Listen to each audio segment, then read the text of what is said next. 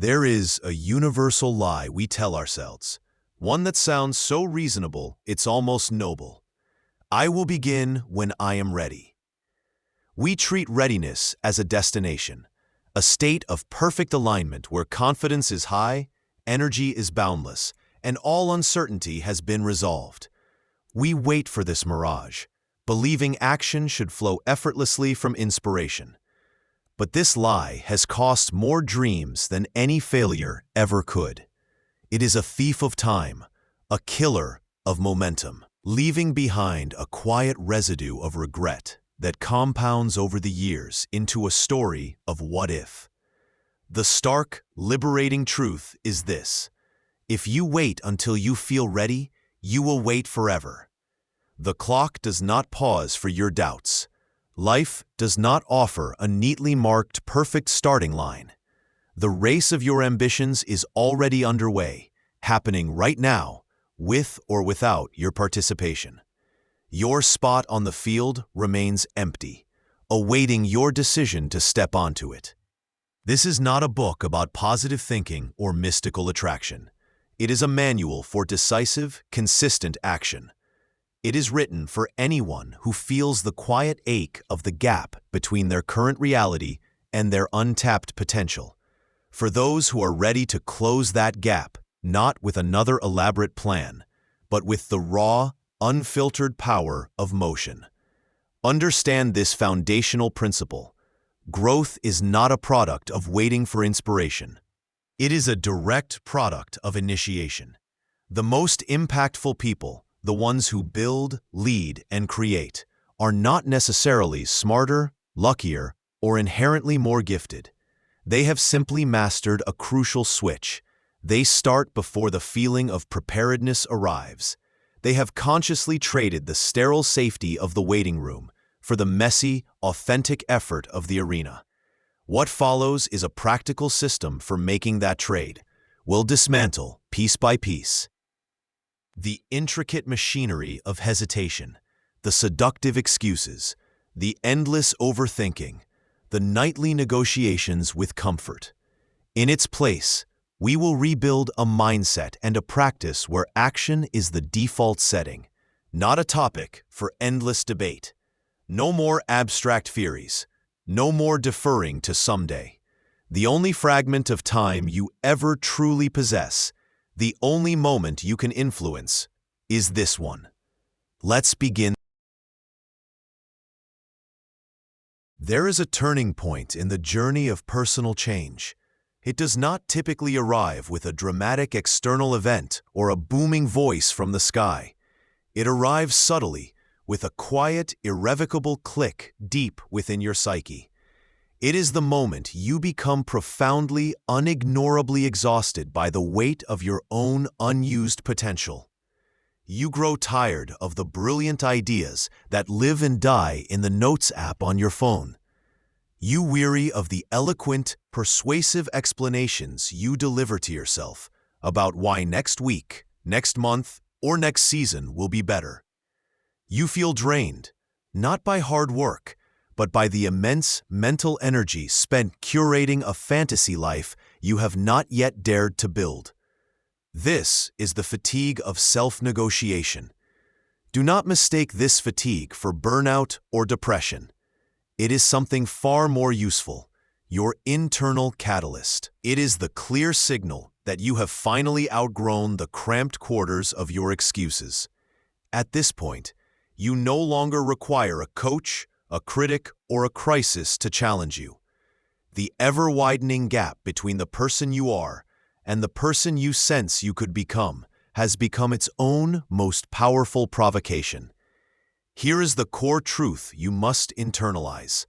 Nothing in your life changes direction until your desire for change becomes more urgent, more acute, and more clear than your desire to remain comfortable. The familiar ache of staying the same must finally outweigh the unknown fear of starting. You are the sole author of this calculation. No external pressure, no inspiring biography, no sudden windfall of luck will do this work for you. It is an internal audit, a private, honest reckoning with the cost of your current habits. On the day this reckoning arrives, you will find the old scripts lose their power. You stop discussing the weather, your impossible schedule, or your difficult circumstances as the ultimate causes. You cease blaming your fleeting mood, your low energy, or the supposed bad luck that follows you. Instead, you perform a radical act of focus.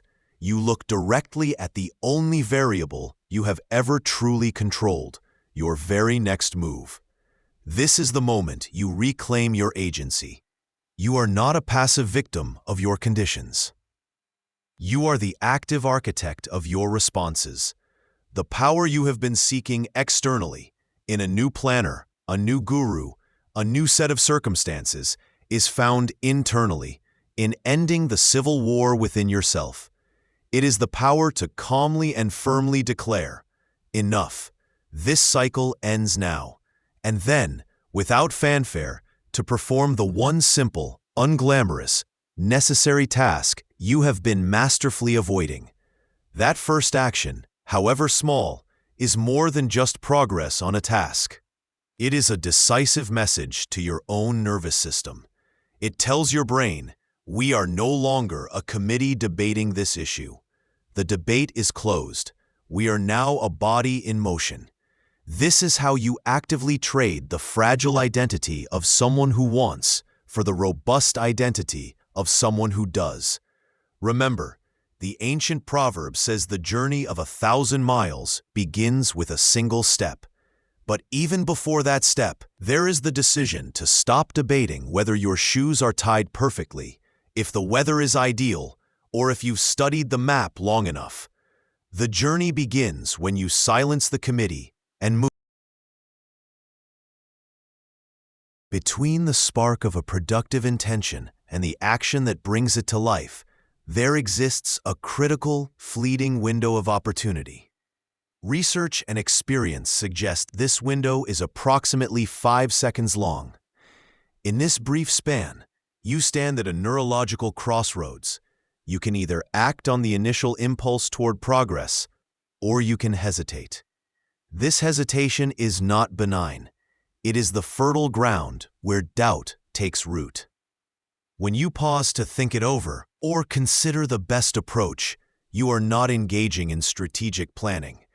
You are, in fact, giving your brain's ancient fear center, the amygdala, precious time to assemble its defensive committee.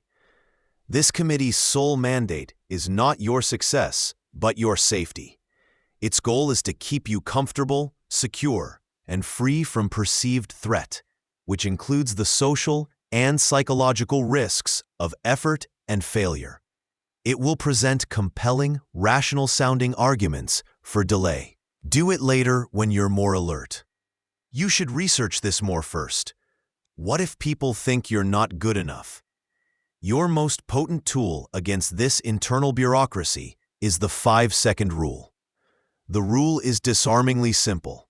The moment you feel an instinct to act on a goal or obligation, you must physically move within 5 seconds. Do not evaluate. Do not weigh pros and cons. Do not check your email real quick. Your mind will start manufacturing excuses the moment you give it the chance. Your job is to act before it gets that chance. When the alarm rings, you count backwards. 5, 4, 3, 2, 1, and you swing your legs out of bed. When you think, I should send that email, you don't open a new browser tab. You open a new message window immediately. When you feel the urge to put off a workout, you put on your shoes before the feeling fully forms. This is not an endorsement of reckless impulsivity. It is a tactical strategy for short-circuiting the primal wiring that mistakes all forms of discomfort, even the productive kind, for mortal danger. You are not fleeing a predator. You are choosing to engage in a hard, worthwhile task. Your primitive brain does not differentiate. It will try to stop you. The 5-second rule is your conscious override code. True discipline is not sculpted in the grand declarations of New Year's resolutions. It is forged link by link in these microscopic, daily moments of decision. Did you get up when the alarm sounded? Or did you hit snooze and enter into negotiation? Did you open the report when it crossed your mind? Or did you first clear your head with social media? Each time you move within that 5-second window, you are not just completing a task. You are performing neurosurgery on your own habits. You are strengthening a new neural pathway, teaching your brain that immediate action, not deliberation, is the correct response to an impulse aligned with your goals. You stop waiting for motivation to strike like lightning. Instead, you become the lightning rod, actively generating the energy of momentum through motion. Momentum, therefore, is not a mysterious force that blesses the lucky few. It is a physical and psychological force that you generate yourself, one deliberate 5-second decision at a time. You become the author of your own thrust. We have inherited a deeply flawed cultural script for achievement. It goes like this. First, you feel inspired. Then, you think positive thoughts. Finally, powered by this emotional fuel, you take action. We wait for motivation to strike like a lightning bolt, believing it is the necessary spark to ignite our effort. We tell ourselves, I'll start when I feel more confident, or I'll begin when I'm in the right headspace. This sequence, feel, think, act, is a recipe for perpetual waiting, inconsistency, and quiet resignation. It places your agency at the mercy of your most transient and unreliable faculty, your emotional state. Feelings are weather. They change with the wind, affected by sleep, digestion, a random comment, or the day of the week. To build your life's work upon this shifting sand is to guarantee it will crumble. The sequence that actually builds lives of impact and integrity is its exact opposite. Act, think, feel. This is the principle of the primacy of motion. Action is not the caboose of the train, lazily following the engine of emotion. Action is the engine itself. It is the prime mover, the initiator of everything that follows. Consider the mechanism. You do not wait to feel motivated to go for a run. You put on your shoes and step out the door. Then, as your body moves, your mind begins to engage with the effort. And then, as endorphins release, you begin to feel energized and motivated. The motivation is the reward for action, not the prerequisite. You do not wait to feel confident before speaking in a meeting. You raise your hand and begin speaking. Then, as you articulate your thoughts, your mind organizes them. And then, as you contribute, you begin to feel the confidence that comes from having contributed. Confidence is the dividend of action, not the entry fee. This flips the entire paradigm of personal growth on its head. It means you are never truly stuck because you are never dependent on a feeling to begin.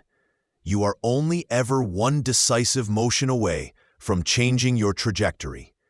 The people we admire for their discipline and output have internalized this truth. They are not superhuman beings who wake up every day brimming with zeal. They are individuals who have made a foundational decision. How they feel will not dictate what they do. They have decoupled action from emotion. They show up to the keyboard, the gym, the workshop, or the difficult conversation, especially when they feel resistance, because they understand that action is the tool that will dismantle that resistance. This is where real power is cultivated.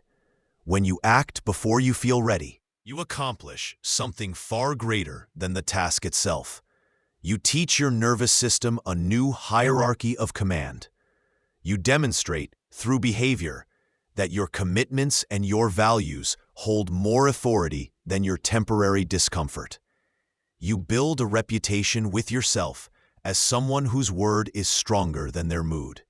This practice transforms your relationship with fear and doubt. You stop seeing them as stop signs and start recognizing them as signposts, indicators that you are moving in the direction of growth. The anxiety you feel before starting a hard task is almost always worse than the reality of doing the task itself. Action collapses the infinite, terrifying possibilities of your imagination into the manageable, concrete reality of the present moment. Once you are in the doing, you are dealing with real problems, not phantom ones. Embrace the primacy of motion. Stop checking your internal weather report before deciding to build. The ark wasn't constructed on a sunny day. It was built because the decision to build it came first. Your most important work will often be done on the days you feel least like doing it. Do not wait for the feeling. Create the feeling through motion. Move first. The right thoughts and ultimately the right feelings will follow in the wake of your action. A goal without a deadline is merely a wish. It floats in the abstract space of someday, a pleasant fantasy with no gravitational pull on your daily behavior. You can write it in a journal, discuss it with friends, and visualize its completion. But without a date attached, it remains a ghost present in your mind but absent from your calendar, and therefore from your life. The moment you assign a deadline, you perform a profound act of alchemy. You transform the wisp of a wish into a tangible object on the timeline of your existence. You give it weight, shape, and urgency. A deadline is a contract you make with yourself, a line in the sand that declares, by this date, this will be done. It moves a task from the open-ended realm of when I get to it into the finite, focused space of now. Why does this simple act hold such power? Because your brain is wired to respond to urgency and closure. An open loop, an unfinished task, creates low-grade cognitive tension, a subtle drain on your mental resources known as the Zeigarnik effect. But without a specific endpoint, that tension is not enough to spur action. It simply becomes background anxiety. A deadline closes the loop. It gives your mind a clear finish line, activating your focus and problem-solving abilities. The vague pressure of "I should" becomes the directed force of "I must." This is the discipline of the finish line. It's not about arbitrary pressure, but about creating a structure that forces prioritization. When you know a project must be complete by Friday, the non-essential distractions of Monday through Thursday lose their power to seduce you. Your attention sharpens. Your efforts consolidate. You begin to make different choices, saying no more often, guarding your time more fiercely, and working with a clarity that's scattered. Open-ended time rarely provides.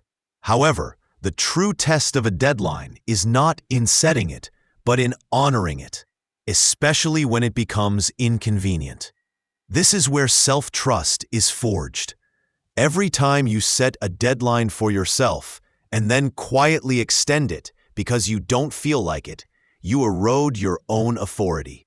You teach yourself that your word is negotiable, that comfort trumps commitment. Conversely, every time you push through the friction and meet your own deadline, especially when it's hard, you deposit strength into your psychological bank account. You prove to yourself that you are reliable, that you can perform under self-imposed pressure, and that you are the kind of person who finishes what they start.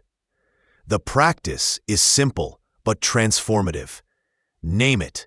Take the single most important open loop in your life right now, the project, the habit, the decision you've been avoiding. Date it. Choose a specific, realistic, but firm date for its completion. Write it down. Backward plan. Work backwards from that date. What must be done 1 week before? 3 days before? Tomorrow? Defend it. Treat this deadline as a promise made to your most respected client. your future self. Do not negotiate. Do not reschedule unless in the face of a true emergency, not a bad mood. Show up and finish, even if the result isn't perfect. Done is better than perfect because done is real. Done creates momentum. Done builds the identity of a finisher. A deadline is the tool that makes done inevitable. It is the difference between wandering in a field and running a race. Install your own finish lines, and you will find yourself running with a purpose you never knew you had. There is a quiet, corrosive force that erodes self-belief more effectively than any external failure. The gap between what you say you will do and what you actually do. This gap is where self-doubt breeds. You declare an intention to wake up early, to start that project, to have that hard conversation.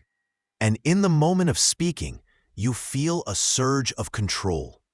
You have defined a future version of yourself. But when the moment to act arrives and you hesitate, negotiate, or delay, you create a fracture between your intention and your identity. You feel the weight of that fracture. It is the source of that vague guilt, the defensive irritation, the need to explain yourself to no one in particular. To rebuild a foundation of unshakable self-trust, you must master a single, powerful habit. Say what you will do, and do it without delay. This is not about grand lifelong vows. It is about the micro-promises of daily life. It is about the decision to act immediately on the small commitments you make to yourself. When you think, I should reply to that email, you open your inbox now, not after one more video.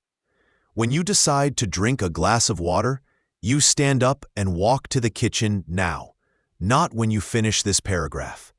When you tell yourself you'll go to bed at 10:30, you shut off the light at 10:30, not 10:45.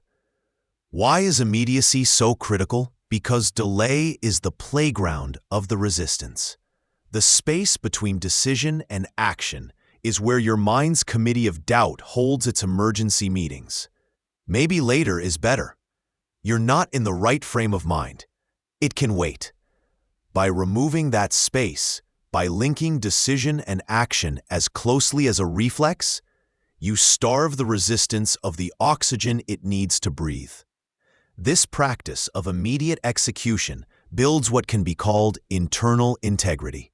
It is the alignment of your words, your thoughts, and your movements into a single, coherent force. Each time you follow through instantly, you send a powerful message to your subconscious. My word is law. You are no longer a person who debates with yourself. You are a person who commands and obeys in the same instant. This builds a spine of self-respect that nothing external can provide. Think of it as a neurological training regimen. You are strengthening the connection between the prefrontal cortex, where decisions are made, and the motor cortex, where action is initiated. Every time you act on a decision within seconds, you make that pathway faster, stronger, and more automatic. You are wiring yourself for decisive action. This principle also applies to your spoken word. Be cautious about what you announce. Before you tell someone, I'll send that to you, or I'll take care of it, pause. Are you prepared to make it your next action? If not, don't say it. Protect the value of your word by ensuring it is always backed by immediate or scheduled execution. Let your speech become known for its direct connection to reality. The goal is to become a closed loop. Input, decision, intention leads directly and swiftly to output, action. There is no leaky middle ground where energy and conviction drain away. When you operate as a closed loop, you stop wasting psychic energy on self-negotiation. That energy is freed up for the work itself. You become a person of quiet, undeniable momentum. You stop talking about the person you want to be, and through the relentless practice of immediate execution, you become that person, one kept promise at a time. Most attempts at change fail, not because of a lack of desire, but because of faulty environmental design. We rely on willpower, a fleeting and exhaustible resource, to overcome the constant friction of a world engineered for distraction and comfort. The true architect of consistent action is not ironclad self-control, but intelligent choice architecture. Your environment, your routines, and your default settings are either silently working for you or actively against you. Discipline, therefore, is not just a mental muscle. It is a system. To build it, you must engage in a two-part design project. 1. Make starting frictionless.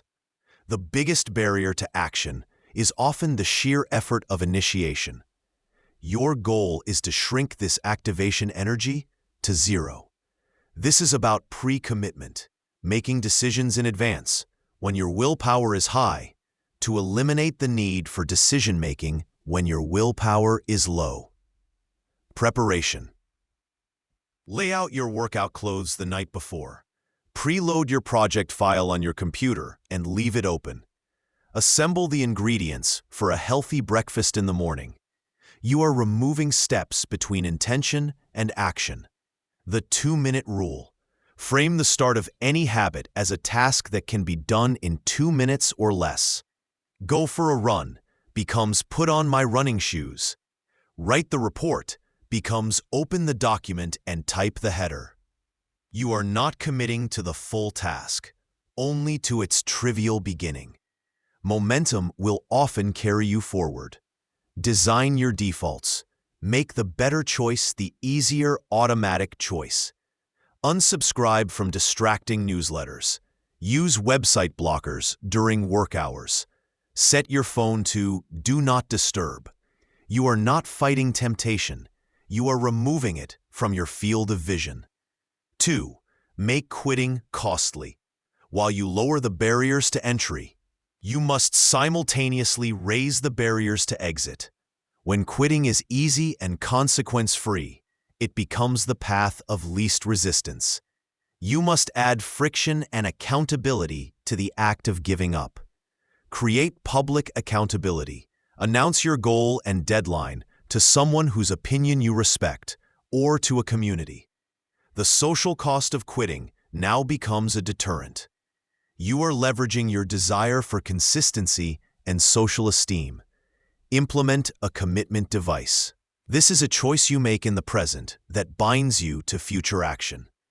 Schedule a personal training session you'll pay for whether you go or not. Use an app that donates money to a cause you dislike if you fail to meet a goal. You are making inaction more painful than action. Visualize the chain. Use a habit tracker, a simple calendar, where you mark an X for each day you complete your action. Your goal is not to break the chain. The visual proof of progress becomes a reward. Breaking the chain feels like a tangible loss you want to avoid.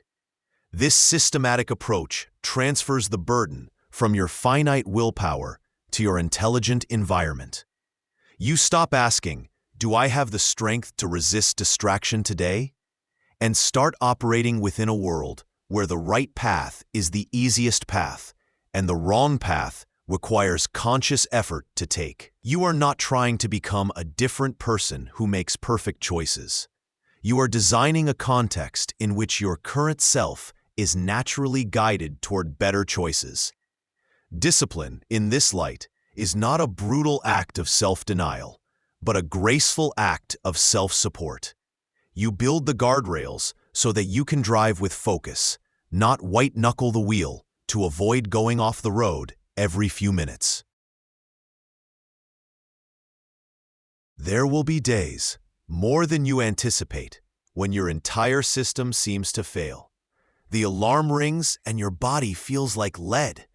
The deadline looms, but your mind is a fog of apathy. The well of motivation you've tried to fill is not just dry, but appears to have cracked and vanished entirely. In these moments, the grand plan, the inspiring goal, the clever system all feel like abstract concepts from a different, more energetic life. The only voice with any clarity is the one whispering a seductive, simple truth. Do nothing. This is the ultimate test, not of your strategy, but of your philosophy.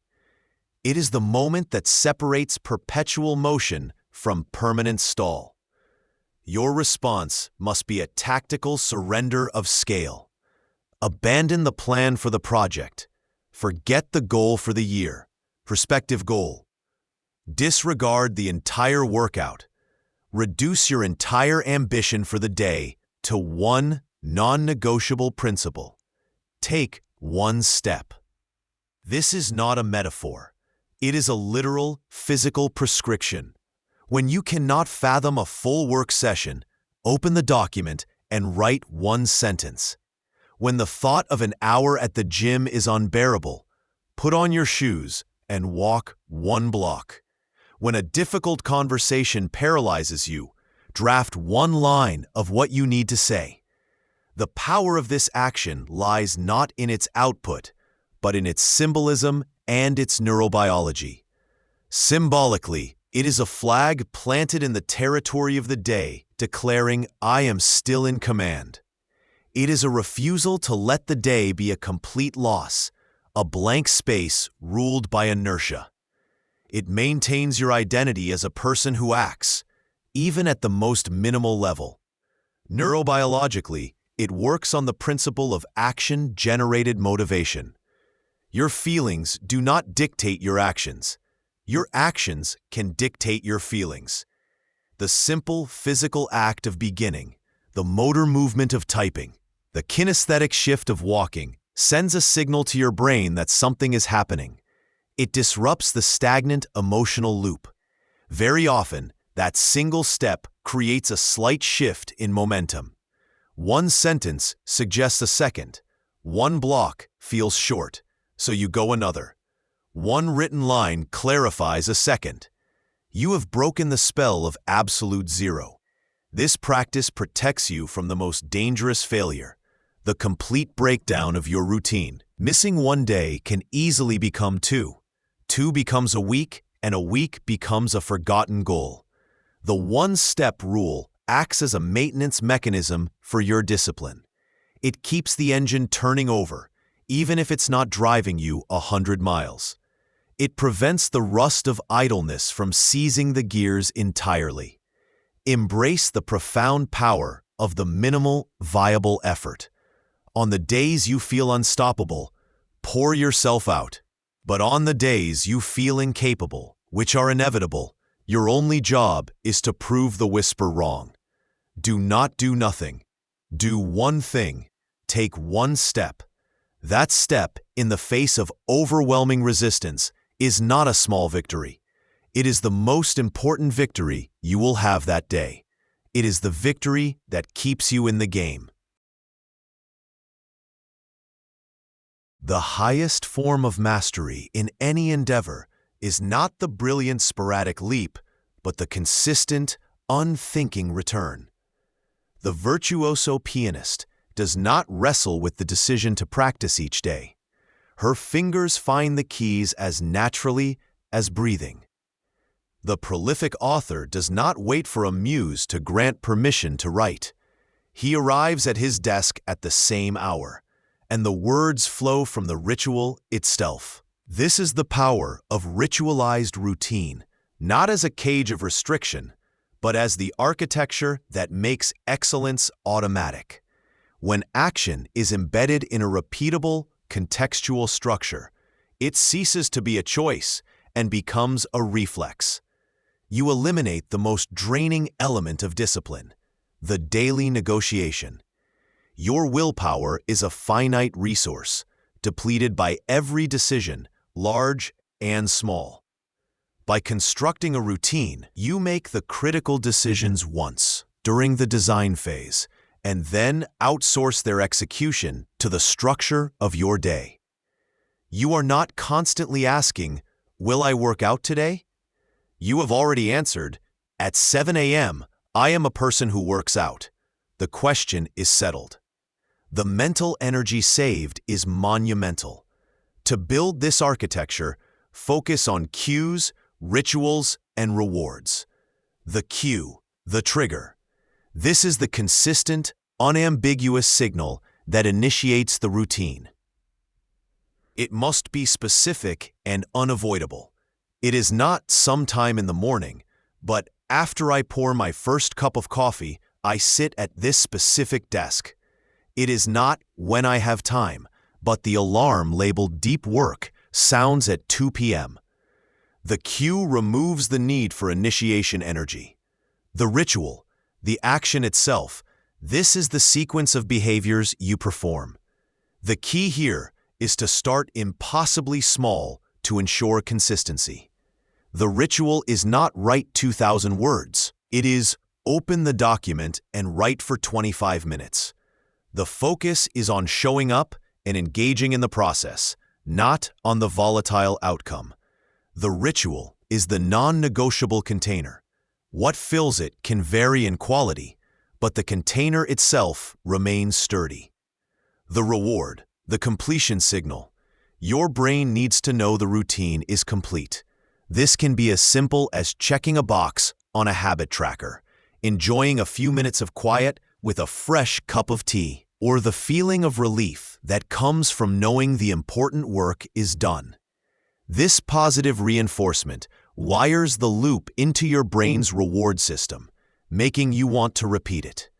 The true genius of a well-built routine is that it generates its own momentum. The act of completing the morning ritual, say, making your bed, meditating for 5 minutes, and reviewing your priorities, creates a subtle but powerful psychological current. It establishes a tone of competence and order. It sends a message, today is a day where things get done. This current carries you into the next task with less resistance. Do not confuse routine with rigidity. It is a framework, not a prison. Its purpose is to create enough stability that creativity and focused effort can flourish within it, free from the chaos of constant decision-making.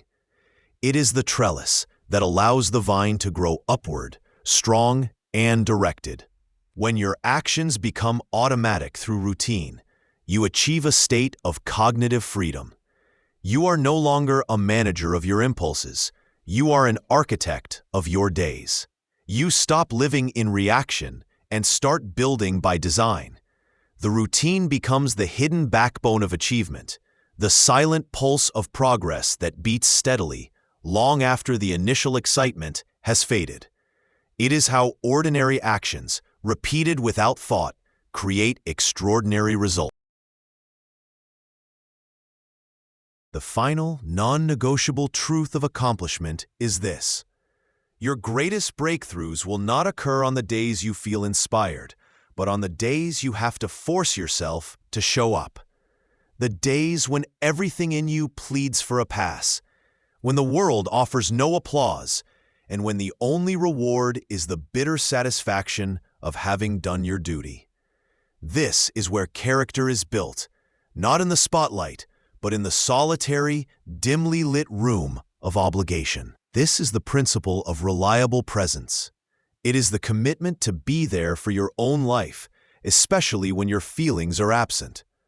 It is understanding that motivation is a fair-weather friend, but discipline is a loyal companion that walks with you through every storm of doubt, fatigue, and apathy.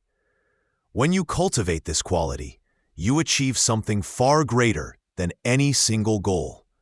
You build unshakable self-trust. You no longer see yourself as someone who works only when conditions are perfect.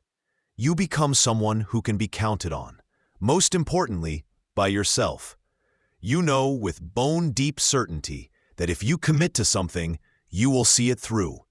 This knowledge liberates you from anxiety and the need for external validation.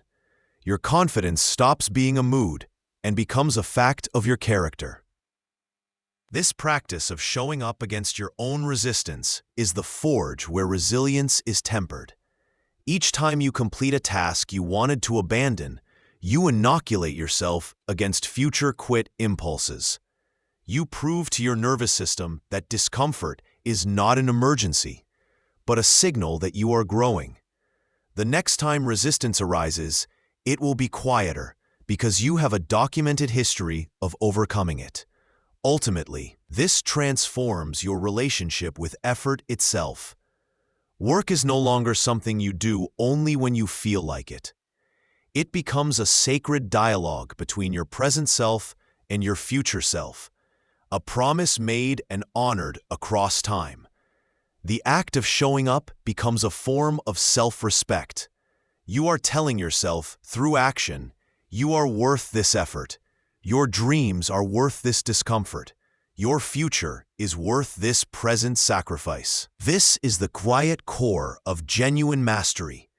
It is not the brilliance of the performance, but the certainty of the performer. It is not about achieving a flawless record, but about establishing an unbroken thread of effort.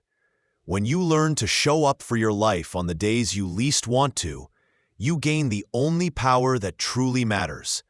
The power to build your future by the consistent, courageous choice of your present. You close the door on potential and open the window to progress. You stop being a student of motivation and become a master of motion. This is how you get it done.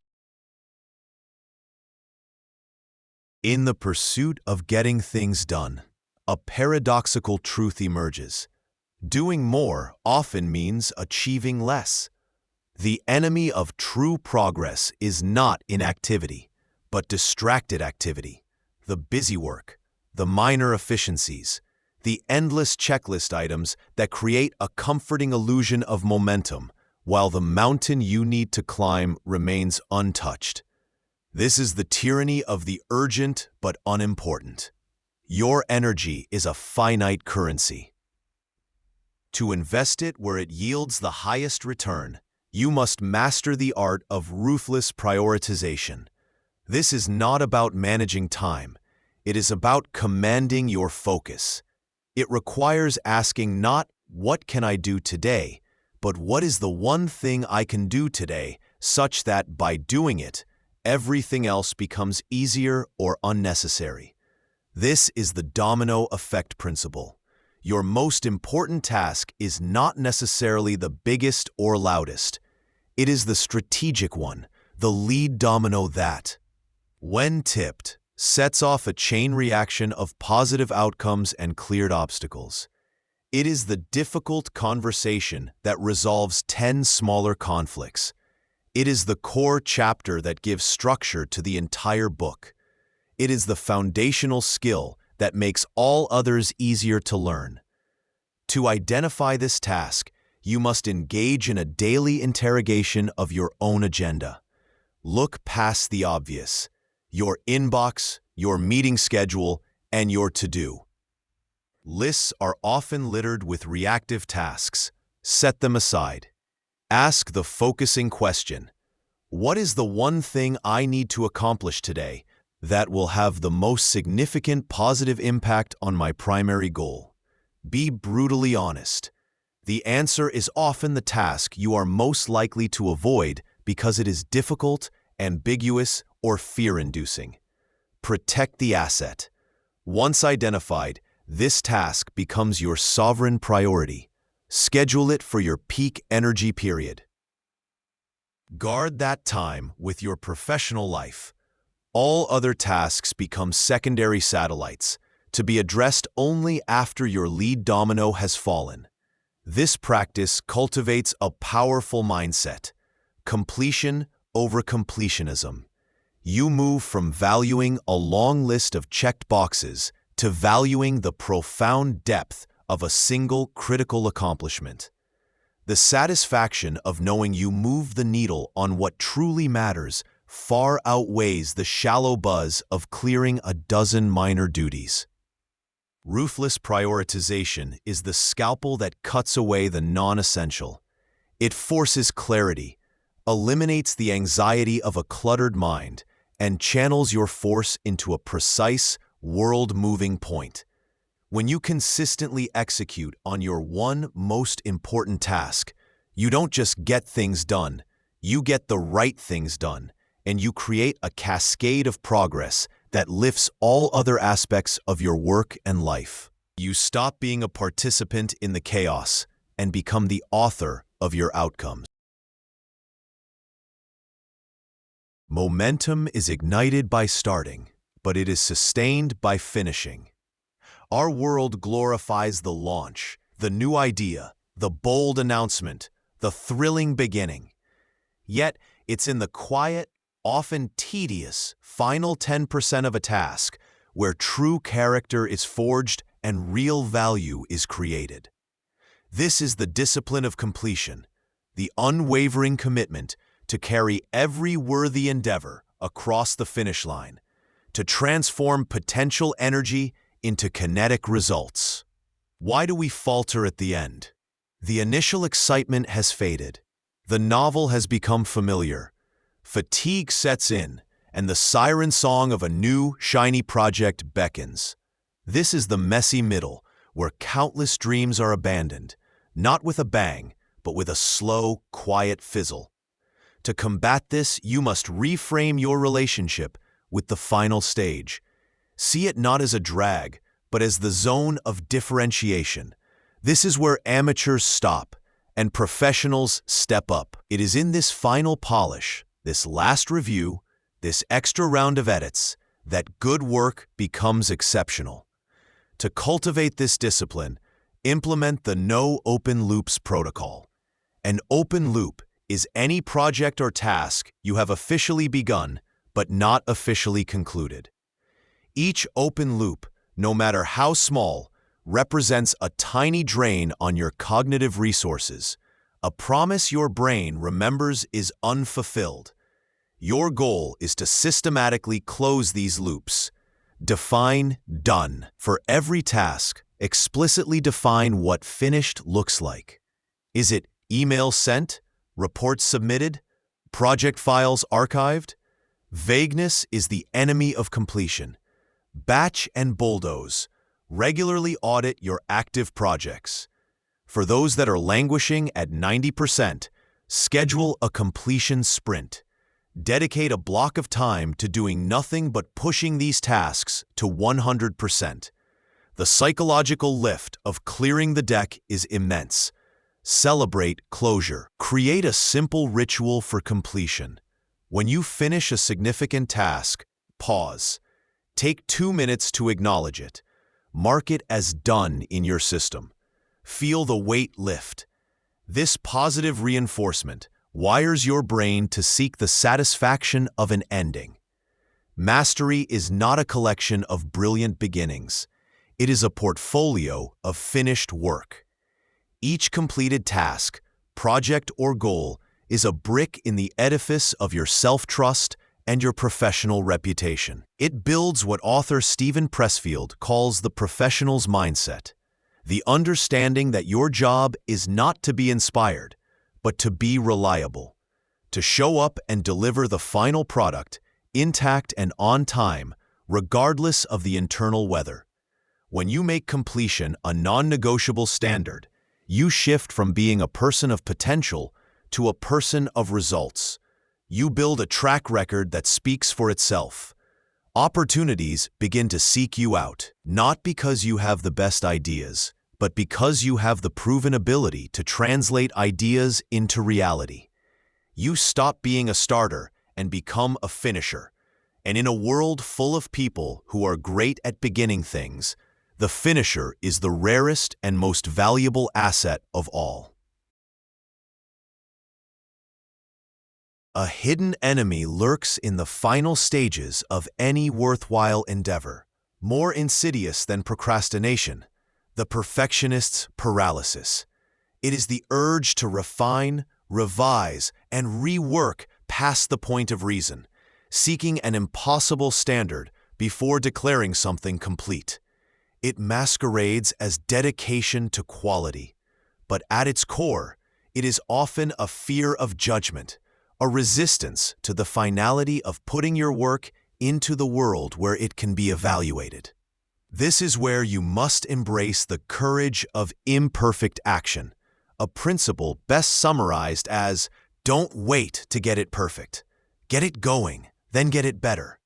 Your primary goal must shift from creating a flawless artifact to creating a functional one to shipping the work. The philosophy of the tech world, launch, then iterate, holds profound wisdom for any creative or professional pursuit. A finished, delivered project of 80% quality is infinitely more valuable than an unfinished masterpiece of 100% potential. The former creates dialogue, generates feedback, establishes your presence, and builds momentum. The latter remains a private treasure, radiating no influence and yielding no return. To adopt this mindset, you must redefine your relationship with your work. Separate creation from correction. Understand that these are two distinct phases of the brain. The creator must be allowed to work freely, messily, and intuitively. The editor must come later, with a clear mandate and a time limit. Do not let the critical editor sabotage the generative creator in the initial act of making. Define the minimum viable product, MVP. For every project, ask, what is the simplest, most complete version of this that would still deliver core value? Your task is to build and deliver that, not the version with all the bells and whistles, but the version that works, that communicates the essential idea, that serves its fundamental purpose. Set a ship date and honor it. This is a more psychological deadline than a practical one. It is the day you release the work from your private grasp and let it belong to its audience, whether that's one person or 1 million. Treat this date with the seriousness of a public promise. Shipping imperfect work requires vulnerability. It means accepting that your current best effort is good enough to stand on its own, and that feedback, even criticism, is not a referendum on your worth, but valuable data for your next iteration. This act builds resilience and accelerates learning at a rate that endless private polishing never can. Remember, the world's most revered creators have a trail of early, imperfect work behind them. Their genius was not in being flawless from the start, but in having the courage to ship, to learn in public, and to let their work evolve in the light of day.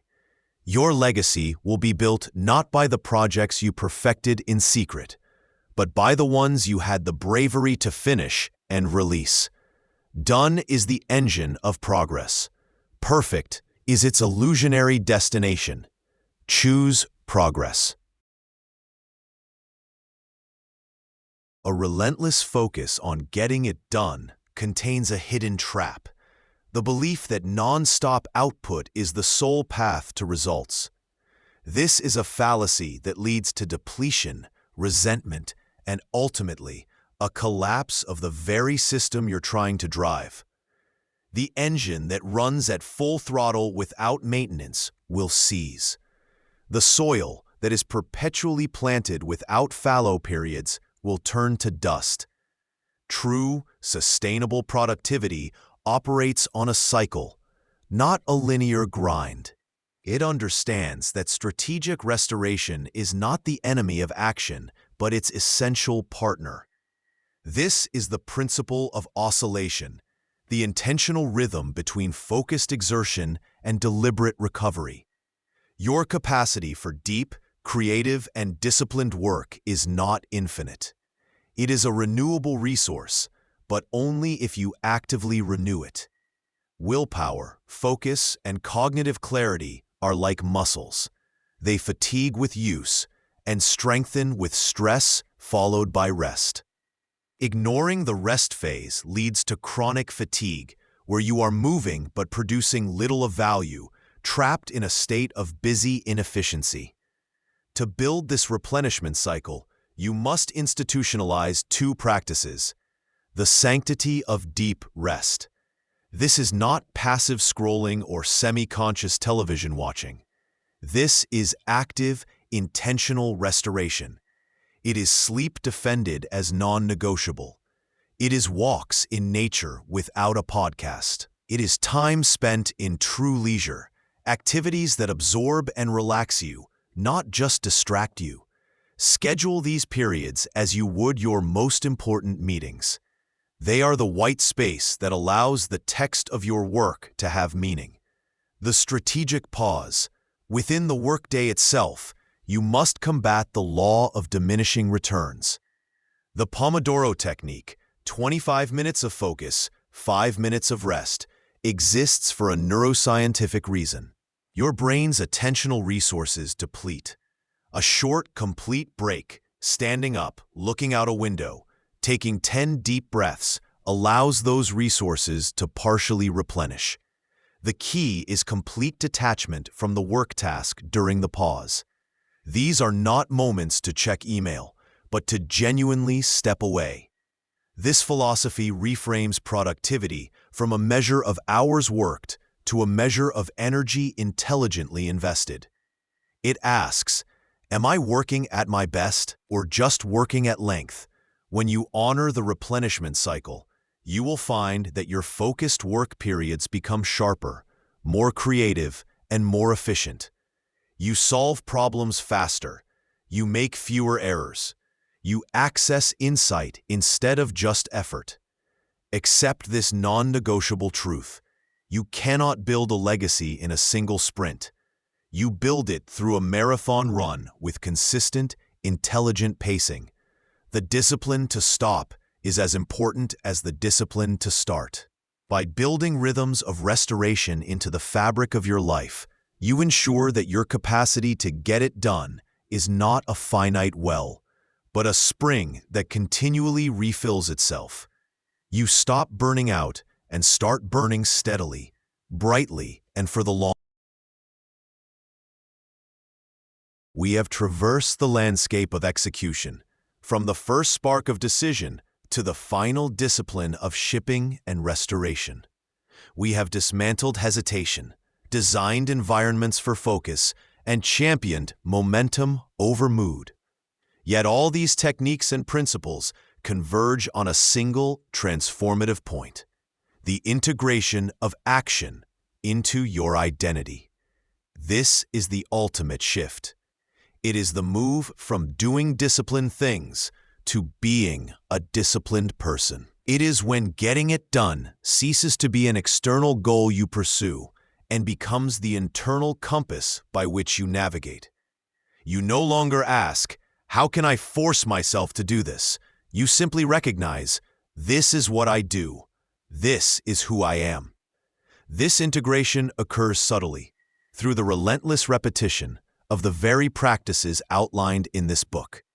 Each time you use the 5-second rule, you are not just beating procrastination, you are becoming decisive. Each time you take the smallest viable action, you are not just starting a task, you are becoming a starter.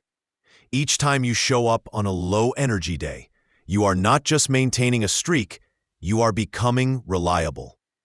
Your self-concept is the most powerful narrative you possess. When your internal story changes from "I struggle with motivation" to "I am a person who acts regardless of motivation," the entire game changes. Resistance loses its power because it is no longer fighting a behavior, it is fighting an identity. And a well-forged identity is far more resilient than a temporary feeling. This is not about achieving a state of perfect, frictionless action. It is about changing your default response to friction. For the person of action, friction is not a stop sign. It is the terrain. It is the expected texture of worthwhile endeavor. The internal negotiation ends because the outcome is no longer in question. Only the specific next step is. So, how do you know this integration is taking place? You will notice the quiet signs. You spend less time thinking about work and more time in work. Your self-talk shifts from justification, "I can do it later," to instruction, time to begin. You feel a sense of congruence where your actions align seamlessly with your intentions, reducing internal static and anxiety. You begin to trust your own word above all else because you have proven to yourself through countless small victories that you are worthy of that trust.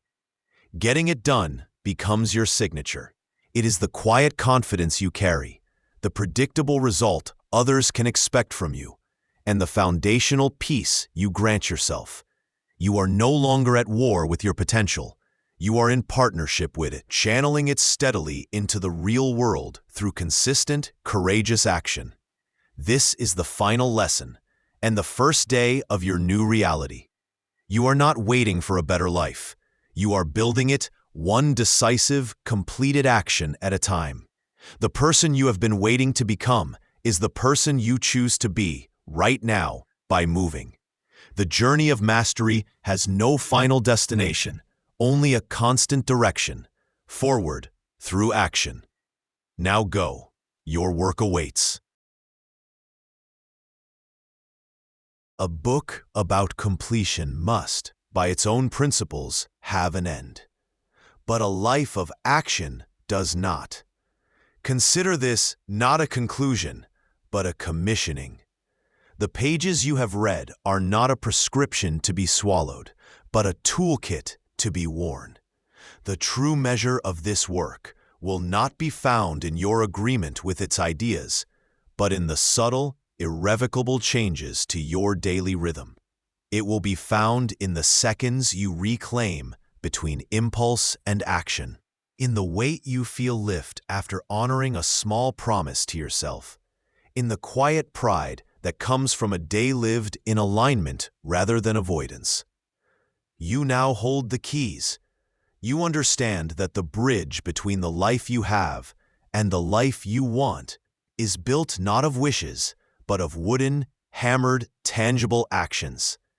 You know that motivation is a myth to be discarded, and that discipline is simply the practice of choosing your future self over your present feelings. You possess the architecture for starting, the strategy for persisting, and the wisdom for finishing. But remember this: mastery is not a summit you plant a flag upon. It is a path you choose to walk every single day. There will be days you wander off it. The fog of doubt will return. The siren song of tomorrow will whisper in your ear. This is not failure. It is data. It is the terrain. Your power lies not in never falling, but in the speed and resolve with which you return to the path, not with self-flagellation, but with the simple, unemotional act of taking the next single step. Let this be your new covenant. I will not confuse thinking with doing. I will not worship at the altar of perfect conditions. I will not mortgage my potential for temporary comfort. I will move first, and I will let my feelings catch up. The world is overpopulated with brilliant ideas and underwhelmed by finished work. Choose to be an exception. Let your legacy be not a graveyard of potential, but a living monument of things actually done, projects completed, promises kept, a character forged in the honorable fire of consistent effort. Your symphony of achievement will always be unfinished, and that is its glory. There is always one more note to play, one more movement to compose.